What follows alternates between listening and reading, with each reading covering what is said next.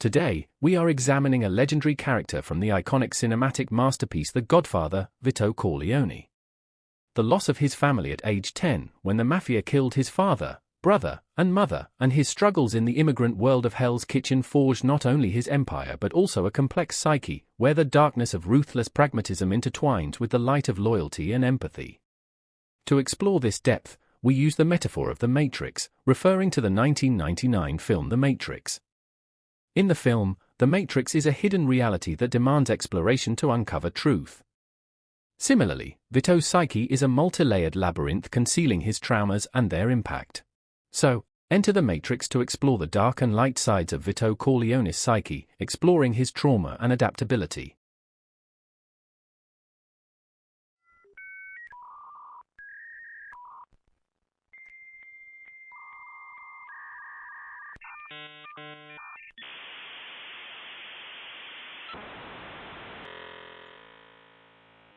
Vito Corleone, born Vito Andolini on December 7, 1891, in the village of Corleone, Sicily, grew up in challenging conditions at the end of the 19th and beginning of the 20th century.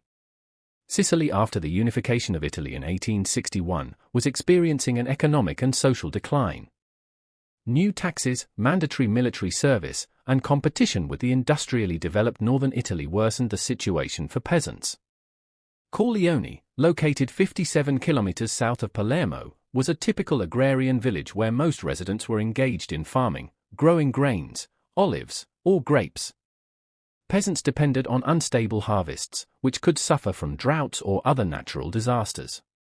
Economic exploitation by large landowners further complicated life, leaving families like the Andolinis in poverty. The Andolini family likely owned a small plot of land or worked for landowners. Their diet consisted mainly of bread, beans, vegetables, and rarely meat, reflecting limited access to food.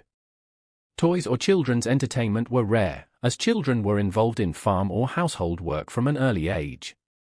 Women, like Vito's mother, were responsible for household chores, child rearing, and supporting men in the fields, which limited family income due to cultural norms that prohibited women from working for wages. Social conditions in Corleone were further complicated by the significant influence of the local mafia, known as Cosa Nostra. The mafia acted as an intermediary between peasants and landowners, demanding tribute for protection. Refusal to pay had severe consequences, as seen in the story of Vito's family. In 1901, when Vito was 10 years old, his father, Antonio Andolini, was killed by the mafia boss Don Ciccio for refusing to pay tribute, which was seen as a great insult to the Don. This suggests the family had some resources that interested the mafia but was not wealthy, as payment might otherwise have been less problematic. Vito's older brother, Paolo, was killed while attempting to avenge their father's death, and their mother died protecting Vito, holding a knife to Don Ciccio's throat to give her son a chance to escape. These tragic events forced Vito to flee to America, where he was taken in by the Abbandando family in New York. Social unrest in Corleone added to the tension. Between 1889 and 1894, the Fasci Siciliani movement, a radical leftist organization, demanded better conditions for peasants and workers. In 1893, agricultural strikes took place in Corleone, which were brutally suppressed by the government of Prime Minister Francesco Crispi, who declared a state of emergency. These events intensified emigration. Approximately 500,000 Sicilians left the island, heading to the United States, Australia, and South America. Vito's escape to America in 1901 was part of this wave, driven by economic hardship and violence. The family's and relatives' attitude toward Vito. Despite poverty, the Andolini family loved Vito. His mother demonstrated devotion by risking her life to protect him from Don Ciccio, as depicted in The Godfather Part 2, where she pleads for her son's life and then sacrifices herself. Vito's father, Antonio, was a principled man who refused to submit to the mafia, indicating his strong character and likely care for his family. Vito's older brother, Paolo, also showed care by attempting to avenge their father's death, pointing to family unity and loyalty. Relatives and neighbors likely supported Vito, as Sicilian peasant communities were tightly knit. In the film, villagers are shown helping Vito escape after his mother's death, indicating their solidarity. However, due to the early loss of his family, Vito did not have a normal childhood, toys or entertainment were unavailable, and his life was focused on survival. Life in America.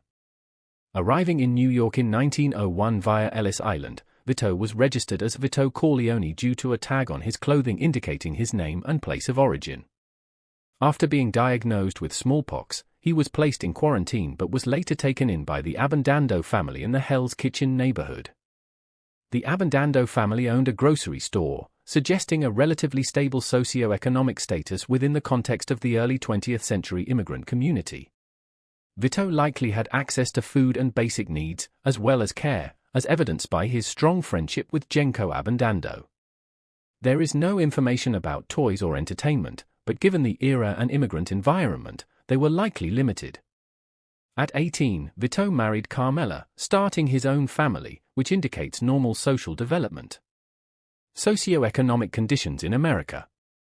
Life in Hell's Kitchen in the early 20th century was challenging for immigrants. The Italian community faced discrimination, economic hardships, and the influence of local criminal groups like the Black Hand. Vito worked at the Abbandando grocery store but lost his job due to the demands of a local extortionist, Don Fanucci, who insisted his nephew be hired. This pushed Vito into petty crime alongside Peter Clemenza and Salvatore Tessio, marking the start of his criminal career. In 1917, Vito killed Fanucci, earning respect in the community, and later founded the Genco Pura Olive Oil Company, which served as a front for his criminal activities. During the Great Depression, he provided jobs and financial support, solidifying his status as a man of respect. Evaluation of the Matrix's cruelty to Vito Corleone. The reality of Sicily and Hell's Kitchen, filled with violence, poverty, and betrayal, was profoundly cruel to Vito Corleone.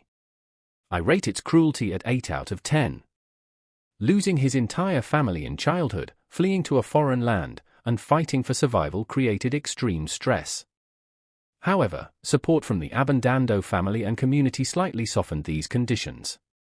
This simulation of Vito's life was set to high difficulty with settings of extreme loss through family murders, economic pressure through poverty and discrimination, and moral dilemmas through the choice between crime and survival. Yet, the simulation allowed strategic adaptation, giving Vito the chance to use his intellect, like a chess master, to overcome challenges. Mental disorders. Like a chess grandmaster, Vito Corleone plays an eternal struggle in the matrix of his soul. The dark side, born of trauma, orchestrates Fanucci's murder, while the light side sacrifices vengeance for peace to safeguard his children. Vito Corleone is portrayed as a calm, calculated, and strategic leader guided by a strong moral code emphasizing loyalty to family and justice within his criminal world. In The Godfather, he avoids unnecessary violence, preferring negotiations and alliances. For example, in the opening scene, Amerigo Bonasera asks Vito to seek revenge for an attack on his daughter. Vito agrees to help but only after Bonasera shows respect, saying, "I'll give you justice, but you must call me Godfather and show friendship." This underscores his principles, where respect and loyalty are paramount. Another example is his refusal to engage in the drug trade despite pressure from other mafia families. During a meeting with other bosses, he states, "Drugs are a dirty business." This reflects his ethical boundaries and strategic thinking, anticipating long-term consequences. His decisions demonstrate morality and foresight as a leader concerned with his family future. Vito shows empathy toward his family and close associates, evident in his care for his children and adopted son, Tom Hagen. In the scene following Sonny's death in The Godfather, Vito displays emotional control, opting for peace instead of revenge, saying, "I don't want my son avenged. I want no more of my children to die." This reflects his priority of family protection and rationality in crises. His interactions with Michael show care. He tries to keep Michael out of the criminal world, but after an assassination attempt, he entrusts him with power, recognizing his capabilities. In The Godfather Part 2, a young Vito, played by Robert De Niro, kills Don Fanucci during a festival. This carefully planned act showcases his strategic thinking and ability to seize opportunities. After Fanucci's death, Vito gains community respect, laying the foundation for his future power. This highlights his adaptability and use of violence only as a means to an end. Post-traumatic stress disorder, PTSD. Vito's traumatic childhood, particularly the loss of his family at age 10, could potentially cause PTSD, characterized by flashbacks, avoidance of trauma-related memories, hyperarousal, or emotional detachment. However, Vito shows no such symptoms. In The Godfather Part 2, he returns to Sicily to exact revenge on Don Ciccio. The scene depicts a calculated act, with Vito calmly killing Ciccio, showing no anxiety or flashbacks. His ability to recall his past without emotional breakdown indicates control over trauma. After the assassination attempt in The Godfather, Vito remains calm, planning the power transfer to Michael, showing no hyperarousal or fear. His restrained response to Sonny's death, calling for peace instead of revenge, further demonstrates emotional stability. Anxiety disorders or depression. Vito exhibits no signs of anxiety disorders, such as generalized anxiety or panic attacks. When the assassins attempted to finish him off in the hospital and Michael was by his side, Vito remained calm and, moreover, appeared happy seeing Michael's concern for him, demonstrating his son's loving devotion to his father. This composure and positive emotional response in a life-threatening situation suggest that Vito exhibits no signs of anxiety disorders, such as generalized anxiety or panic attacks, nor does he show indications of depression, as his resilience and joy in the presence of familial support contrast with symptoms like persistent sadness or withdrawal.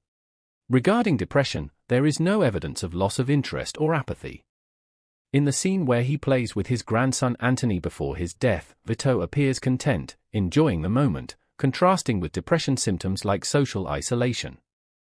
Personality disorders. Antisocial Personality Disorder, ASPD, involves disregard for others' rights, lack of empathy, deceit, impulsivity, and no remorse. Despite his criminal activities, Vito does not meet ASPD criteria. He shows empathy for his family, adheres to a moral code, and avoids impulsivity. When learning of Michael's killing of Solozzo and McCluskey, Vito says, "I didn't want him involved in this," showing remorse. His refusal to deal in drugs due to ethical concerns indicates principles over profit. Narcissistic Personality Disorder, NPD, involves grandiosity, need for admiration, and lack of empathy. Vito earns respect but does not seek excessive admiration. In the Bonacera scene, he demands respect as part of his code, not ego. His empathy for his family contradicts NPD criteria. Obsessive-compulsive personality disorder, OCPD, is marked by perfectionism, rigidity, and need for control. Vito is strategic but flexible. In The Godfather Part 2, he adapts when killing Fanucci, using the festival as cover, showing no OCPD rigidity. Other psychological aspects. Sources like Level Life Up describe Vito as a leader with a desire for harmony, highlighting his confidence and paternal role without indicating pathology. His strategic manipulativeness, as in negotiating Michael's return from Sicily, resembles Machiavellianism but is a trait, not a disorder. Furthermore, he corresponds to the king on a chessboard, embodying the central figure who orchestrates the game with calculated moves, protects his domain, and balances power with care. Conclusion. Vito Corleone likely does not suffer from mental disorders. His behavior results from adapting to a traumatic childhood and harsh socio-economic conditions in Sicily and New York. Early tragedies, poverty, and violence shaped his desire to protect his family and create stability. His calm demeanor, strategic thinking, and moral code, evidenced by film scenes, indicate psychological resilience. Vito exemplifies transforming trauma into motivation for power and protection while maintaining emotional stability. Assessing the mental strength of Vito Corleone, a fictional character from The Godfather, involves analyzing his resilience, emotional control, and adaptability based on the narrative. His ability to endure early trauma, loss of family, emigration, navigate mafia pressures, and maintain strategic leadership despite personal and external challenges suggests a robust psyche. However, his reliance on a moral code and occasional emotional restraint, for example, after Sonny's death, indicates limits to his flexibility. Based on this, I would estimate his mental strength at 8 out of 10. This reflects his exceptional resilience and strategic mind, tempered by the human vulnerabilities inherent in his complex character. Note that this is a subjective interpretation, as no standardized psychiatric scale applies to fictional figures, and such an assessment lacks clinical data.